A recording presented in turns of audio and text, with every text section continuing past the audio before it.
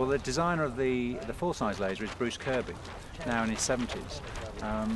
He met with John Elmali, a New York yacht designer, who decided that he wanted to build a quarter-scale version, a strict one-design quarter-scale version of the very successful full-size laser.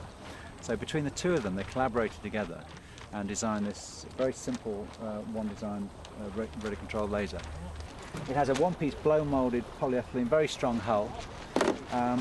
The sail, which just drops in here,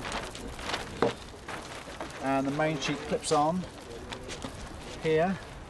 It has a keel, a fairly heavy keel, which replaces the centerboard on the full-size laser and also gives added weight to replace the weight of the dinghy sailor who would normally be sitting on the full-size boat. Rudder clips in the back, and there are two controls, the rudder control, rudder servo here, and the main sheet control, the main sheet servo here, all controlled by a little transmitter. There's the main sheet lever here. As I pull that towards me, the main sheet comes in. You'll see it coming in, and when I let the push the stick away from me, the main sheet goes out. The other control is the rudder control. Basically, if you like, right turns the rudder to the right, and left turns the rudder to the left. Before the start, you have a little look at what's going on in terms of the wind. Is it favourable on one side? By that, the problem with the first leg is you're going against the wind and you can't sail directly into the wind. So you have to go up at sort of 45 degrees off the wind. But unfortunately, like most things in nature, it's not constant and it keeps moving. And what you want to do is to try and take the most direct line. So what you're looking for before the start is there more wind on one side? If that's the case, then you'll probably want to favour towards that side. What you're then aiming to do is you always start on what's called starboard tack. The wind is coming over the right-hand side of the boat, because that's the right-of-way tack. Everybody will be hopefully lined up on that.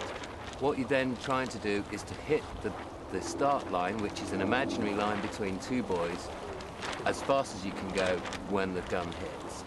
So generally speaking, in this sort of wind, you'll be maybe one hull length, two hull lengths back from the start line, and at about 6 seconds to go, you'll sheet in and accelerate the boat to hit the line at full speed.